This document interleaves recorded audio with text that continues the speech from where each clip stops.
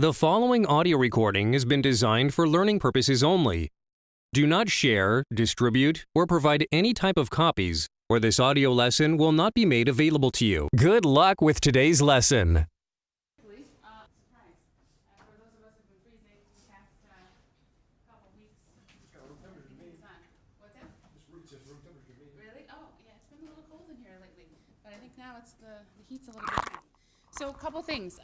Happy Monday, first of all. The sun is out, I think, so that's lovely. We're graced and blessed with that.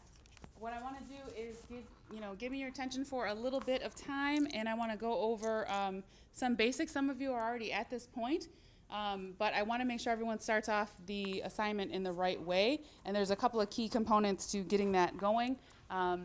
So I want to make sure that you get that right, and then I want to show you a few other things that will help you in your path. A couple things you definitely want to do, and I'll talk about it, but I'm just going to preface it now. Once you import your files, you want to make sure you name all of your files. Don't just leave them named. Whatever the camera you were using leaves them named. That's unacceptable. Here's why. If you're in that habit, and I know people get so excited, they finish shooting, they just want to go to edit. If you're in the habit of not naming your files, shame, okay? Get out of that habit. Here's why. If you plan on ever revisiting the project that you're currently working on for whatever reason, you don't want to spend any time going through saying, oh, what was MVI 9643, okay? You don't want to have to go through that. You only want to do that once. So that's just sets you up. It also sets you up in a way that if you have to share your files with someone else, they're already named, they're already organized, and they're already ready to go. So that's a good way to work, and that's the way I want you guys working in this class. It will help you. It's a little bit of pain up front, but it's worth the pain, right? No pain, no gain. That's something. So I'm going to try to actually record this. Let's see what happens. Oh, hey, that's not a good one. Oh, I have to get my mic. Hold on. I'm going to try this. Let's see if it works, because there's a few people missing, and instead of repeating myself 1,000 times, it'd be better.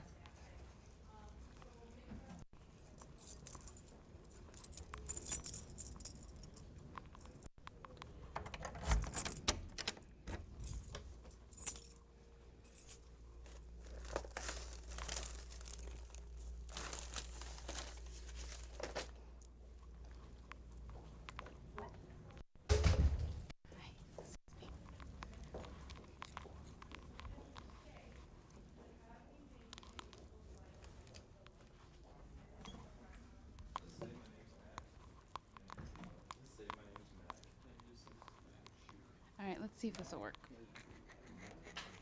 I won't be able to move around a lot.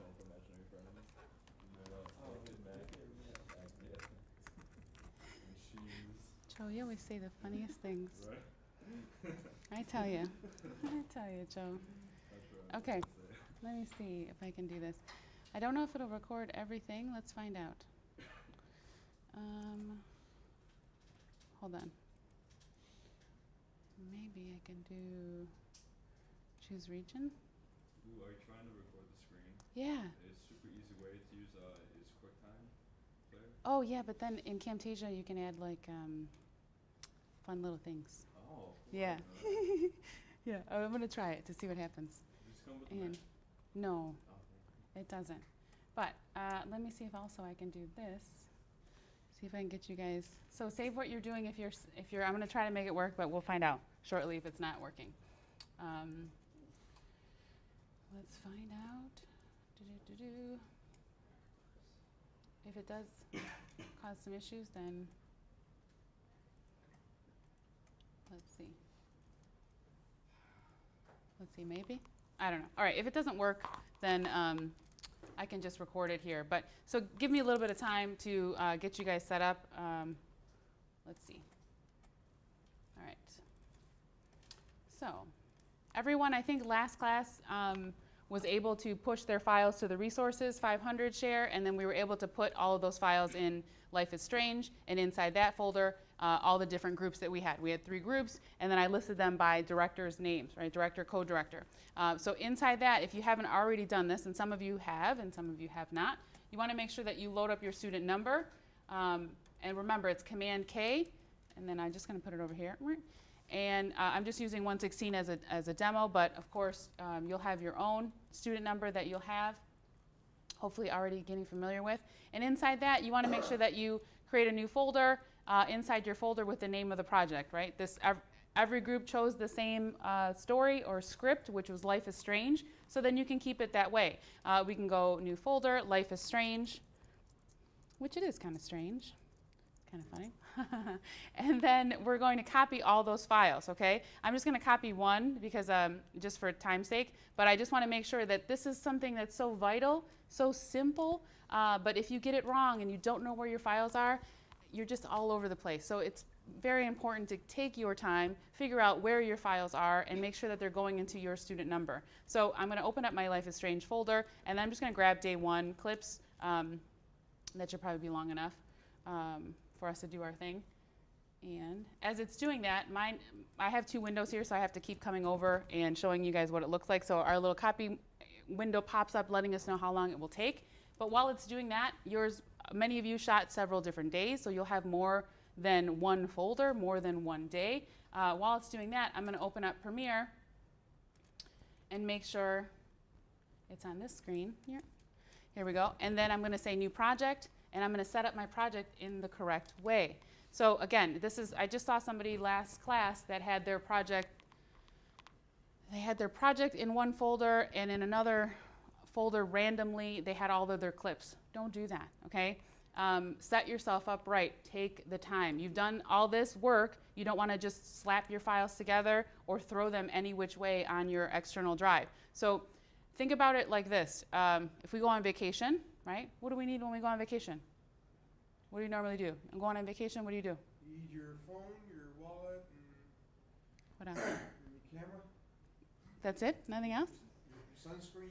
Suitcase, yes. Suitcase, Okay, so we need our suitcase, right? We're going to go for more than one day. Hopefully we change our clothes, right? So what do we put in that suitcase?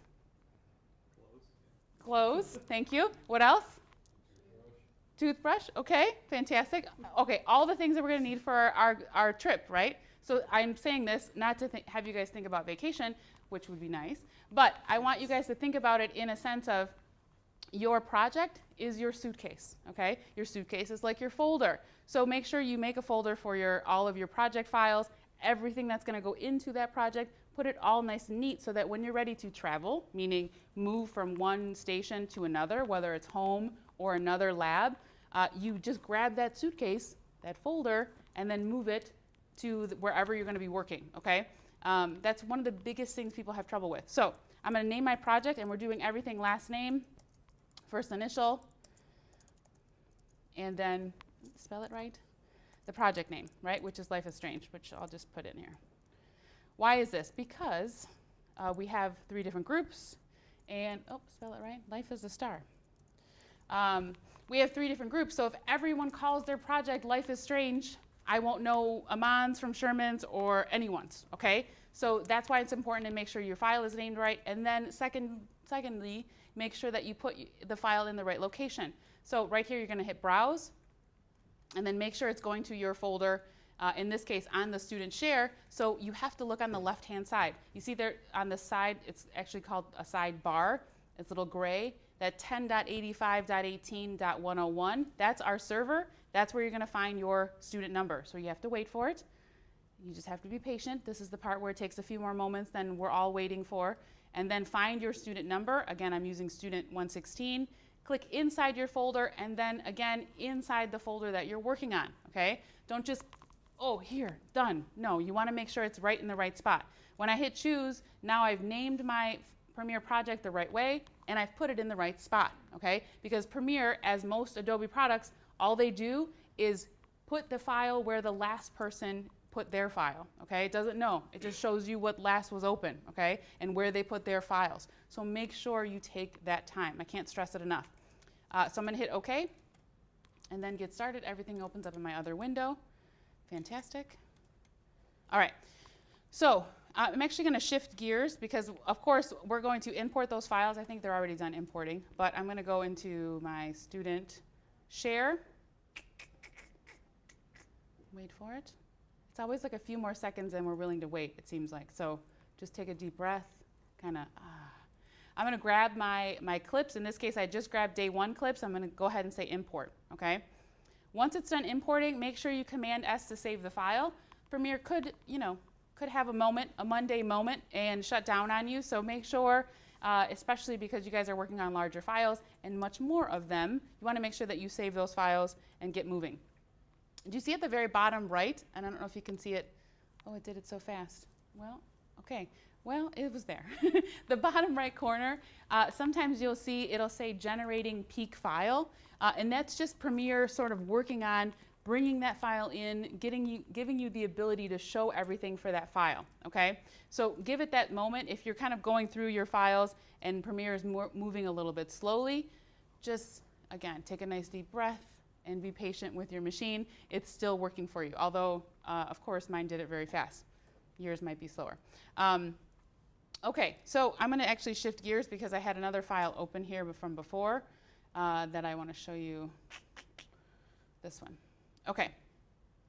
So I've imported my files, and I want to make sure that you guys are, I'm going to hit the tilde key to go full screen, and I'm in list view here, and I want to show you guys all of the files. So the first thing, and you guys already sort of started that, everyone's at a different level, but go in and dig in and figure out what is what of all of your files, okay? Don't leave them named untitled or the way that they come in from the camera. So you're going to double click and play through, Joe, front and center. You're going to play through all of that file and make sure you get an idea of what it is. If it's a blooper, if it's one that maybe, and only you know, right, based on how, if you guys restarted or stopped recording and then continued on, you want to make sure you identify that and rename it so that it's what that file is and you understand what its purpose is, okay? If it's a bad take, you can certainly just go ahead and say, no good, and you can use that project panel if you hit the tilde key to actually do that. So if you keep moving to the right, there's notes that you can pop in here, and look at the very bottom here. You have good and hide. You can actually hide these, but just as a reminder, if you hide them, Premiere won't show them. So let's say you choose to hide all of your bad takes, it'll just whittle down your Premiere Pro project panel, and then you won't see all the bad ones you chose to hide, okay? Alternatively, if you know they're good, you know you're going to use them, you can go over here and hit good. Now, you guys notice how I moved this all the way to the right? If you don't like to do that consistently, you can grab that column head and move it over and closer to what you're going to be working on. So if you're going to be using something pretty frequently, I would say move it closer so you don't have to keep scrolling to the right, okay? So name all your files first. And then 2 of the groups did this and another group did not. So I want to show you guys a couple things that you'll be able to do to get it set up. So if you recorded on the Tascam, you'll have 2 different sets of files, and I'll show how that works, but it won't mean anything. You won't be able to do the next couple steps unless you have them set up. So what I did, instead of going through all of your clips, because I don't know, it would have taken me probably maybe a few hours to figure out which one would work. I went through and I actually created my own. So I'm going to double click here and import. In Life is Strange, I have, let me see what I got.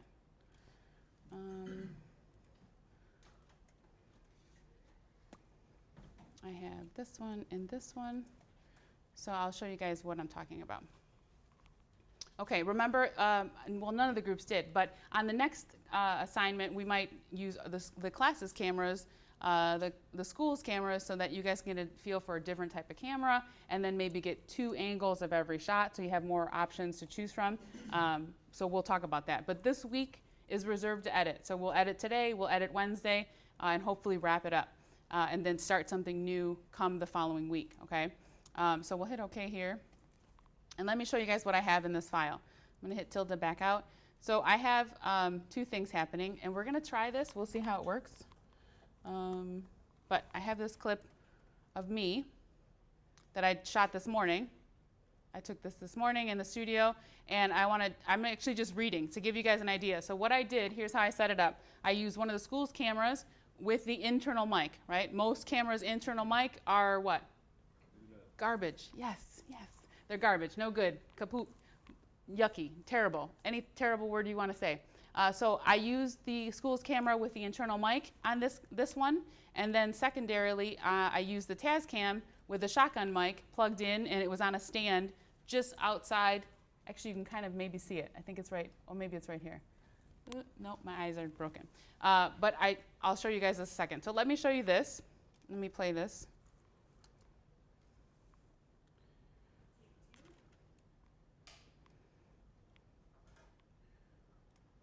Let me see if I can. Hopefully, I don't think you might be able to hear it. I'm just actually reading the news about Sears closing, filing for bankruptcy, I think. Did I stop the recording? Sears, the once dominant retail chain that changed America. Sears, the once dominant retail chain that changed bloopers how now. America shopped and lived, has filed for bankruptcy. Okay, do you guys hear all that extra woo woo woo? Because I'm in that studio. It's a hard surface room. All of everything that I'm saying is bouncing off those walls, and we hear even the heat that they finally turned on in this place, and the projector next door too. All of that is part of that extra room sound. Okay, so then now that same clip. I did it twice this morning, and then have a listen to me here just on the Tascam. Sears, the once dominant retail chain that changed America. Sears, the once dominant. Okay, so you hear me clearer, but you hear what else?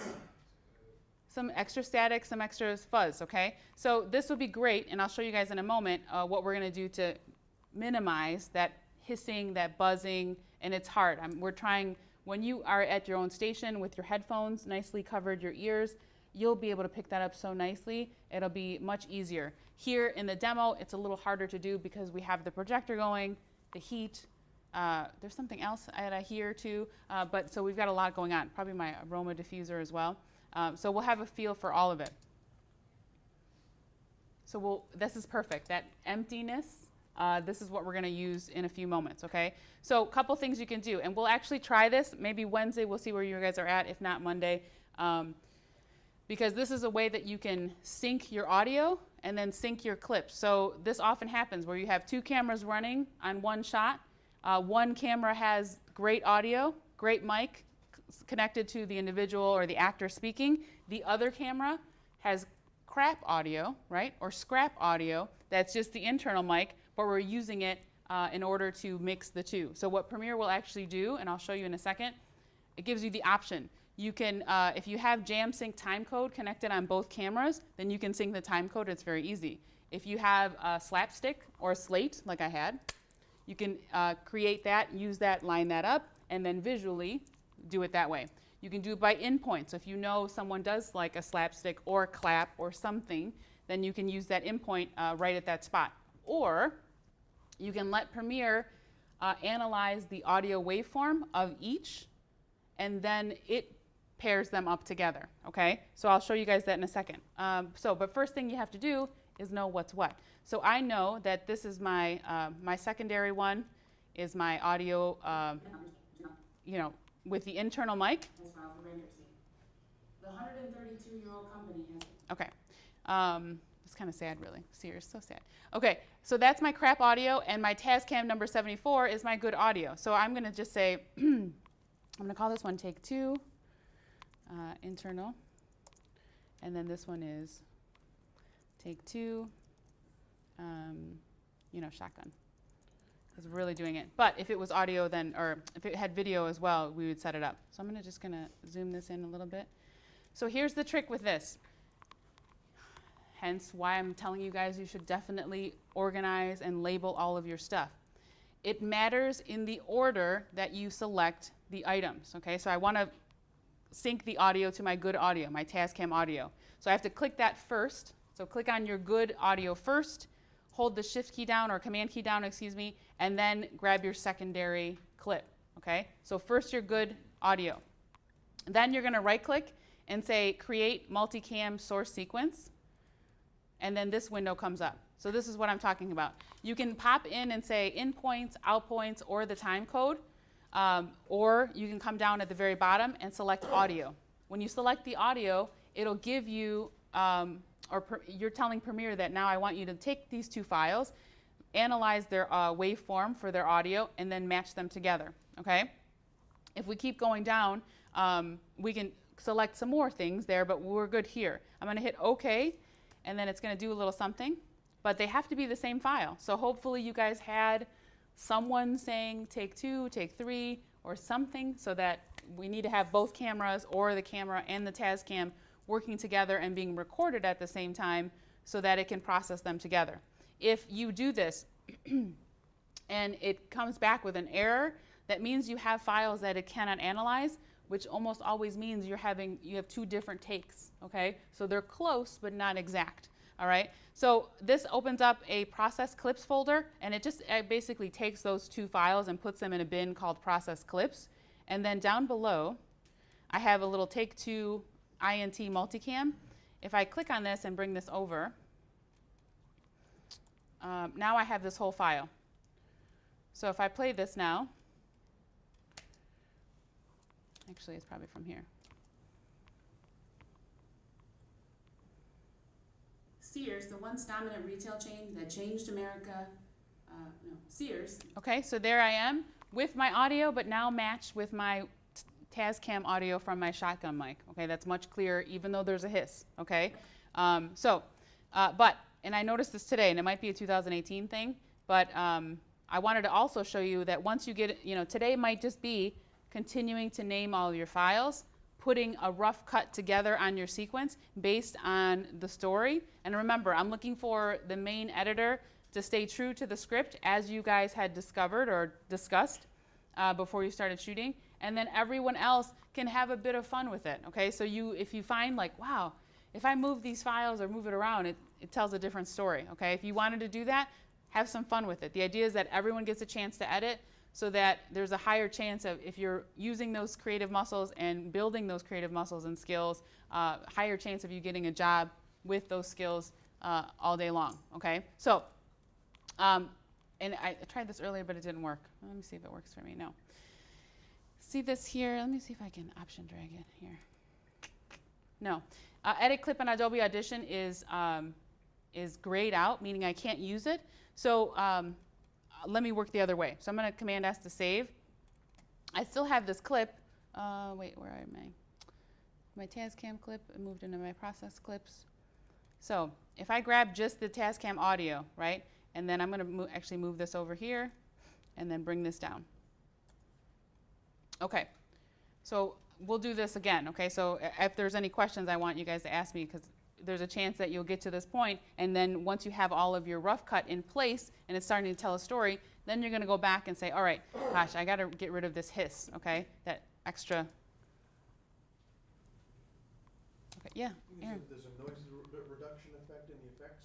There is, but I'm going to show a different way. Okay. Mm-hmm. And thank you, Adobe. There's a ton of different ways to do the same thing, and it's just finding your sweet spot, what works for you and your project. So if I right-click on this file now, so it's the original Tascam file, okay? So if I got you confused, I'm sorry. For some reason, once I've merged the 2 waveforms together, it doesn't want to kick it over to Audition. So with the original file, I can right-click and say Edit Clip in Adobe Audition. It's going to fire up Adobe Audition. Hopefully it doesn't crash everything. We'll find out. Oh, it's doing it. So we'll see. Oh, no, Wheel of Death. Oh, you guys don't see it. Oh, hold on. All right, here it comes. So here's Adobe Audition. And for many of you that are paying for the Creative Suite, that's just one more download that, it's an easy thing for you to do. But here's my file in a nutshell. And it kind of works in a similar way, even though it takes us a moment if you've never used it. You have different quadrants, different setups, different workspaces. But you have your main chunk of information here in the waveform, and at the very bottom are your levels. And there's a little bar here, a little dialog box that you can move up and change the audio file and raise that up to get to the particular point that you're looking for. So let me hit, and the play bar works the same way. So if I hit the play bar here, it plays it, and we get all of this extra. Take 1. Me sort of getting ready, and then more fuzz.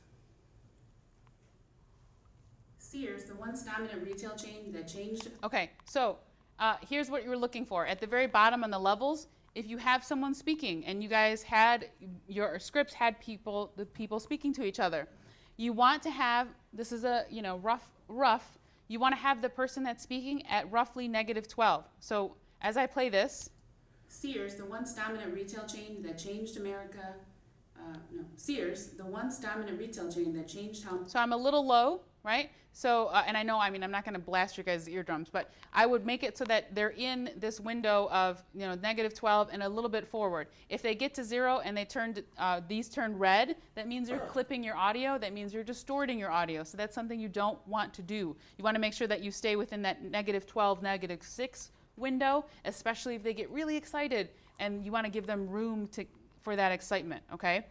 So -12 is a good window for talking heads dialogue, all right? So before I do that though, I want to get rid of this hiss. So the idea is that you find the area that is empty but has that fuzz, buzz, what have you, that you want to remove. So I know it's right here and we can visually see it too.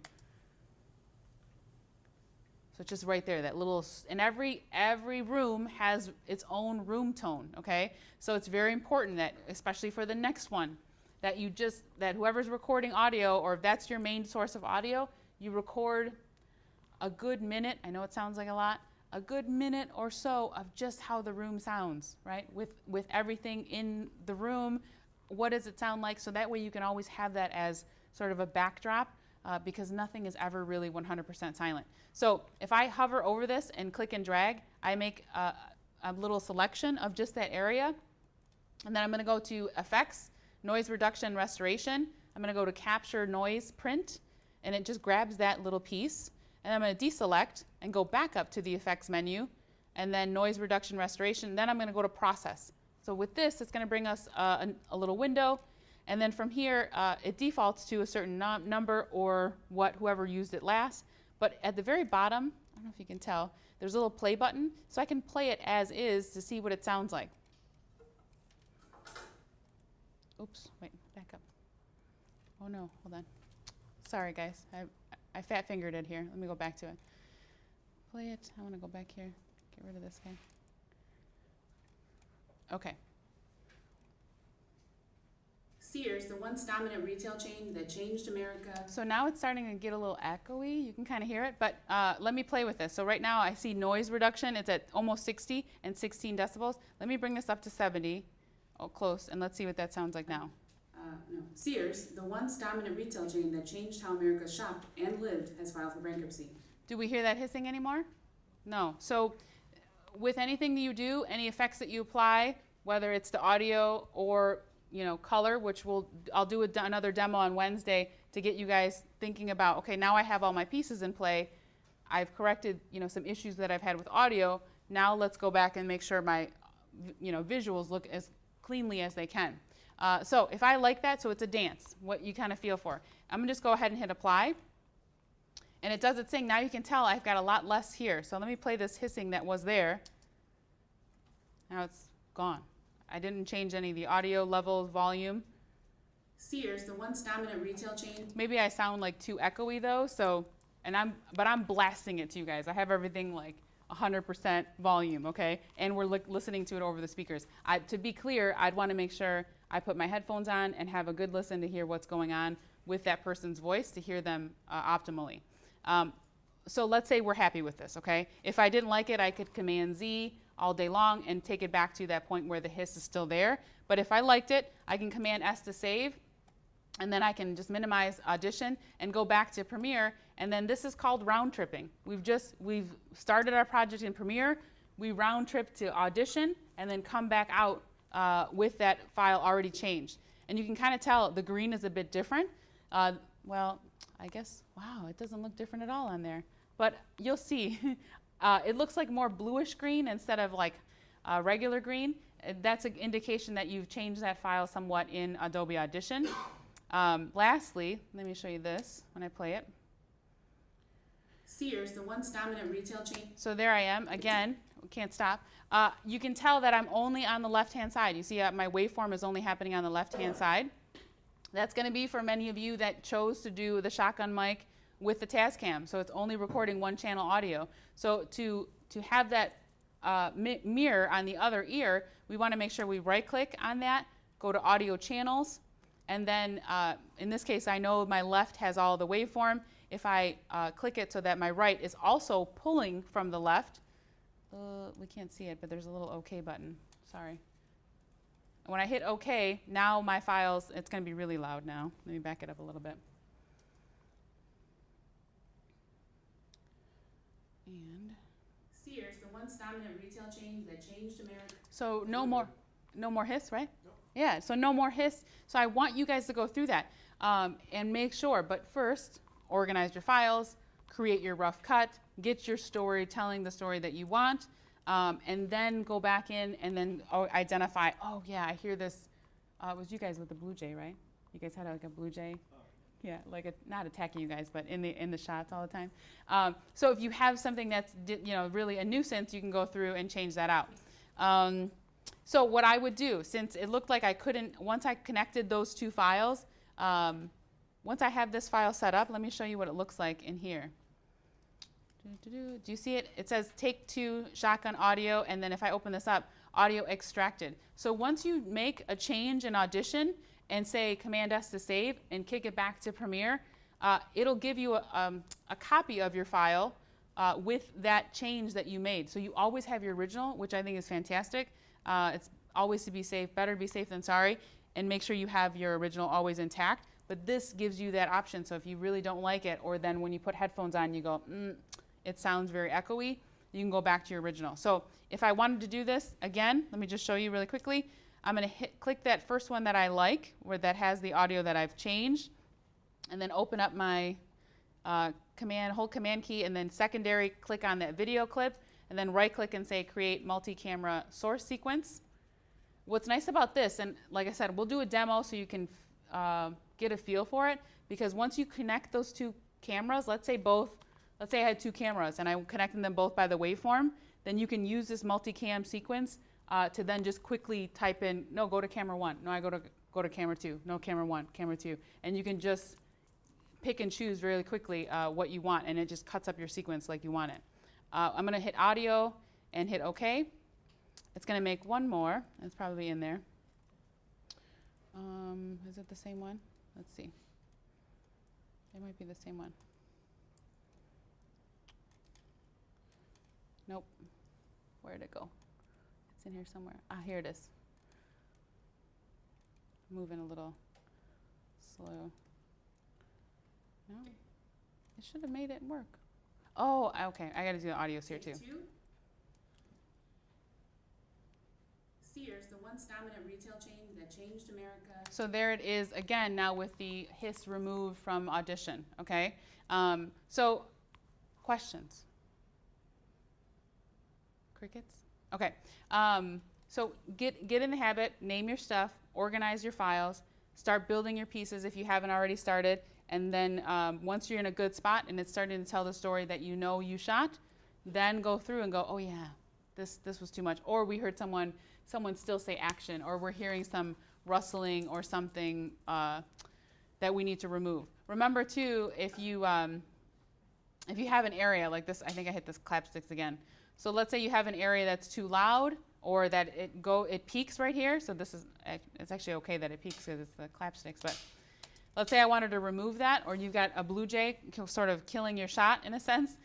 If I can see my audio waveform, okay, right now that's normally how you see your audio tracks, and you don't see anything else. But if I hover over the edge or the end of your audio track, my mouse cursor turns into a double arrow. I can then pull that down and open that up, and that gives me this volume level, which then I can drag this up or drag this down, and it gives me the indication of what I'm doing. Negative will take away audio, the decibels, plus, I don't think it has a plus. If there's no negative, it'll just add more to it. Yes, sir? Could we just cut that track out, or is that part of the? Oh, you could, absolutely.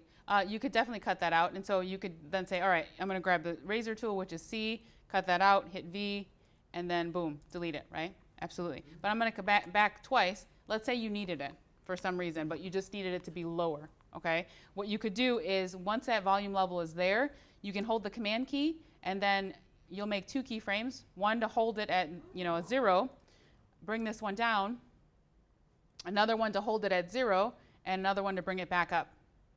Okay, so now when I play this, so I have 4 keyframes, and I just hit the Command key right on that volume level, and I hit play now. and I've removed it completely, okay? If I wanted it back for some reason, like just gently, I could bring this back to, let's say probably around here. I bet we can still hear it. Okay, but now it's not peaking anymore, okay? Yes, Aaron. That's a nice trick to know, for the keyframe. Usually you have to pull it all the way down to get that one keyframe button right there. It's not there right now, but you have to. Oh yeah, it's kind of hidden. Yeah, no, command click is the way to go all day long. All the time, so. I think it's, I'm in a really small window here to show you guys this, so, but yeah, it's all the way at the very bottom. Okay, so, oh, thank you, Premiere, for saving for me. Putting it next to the mic right there. Yeah, it's strange, but it's maybe in the next update.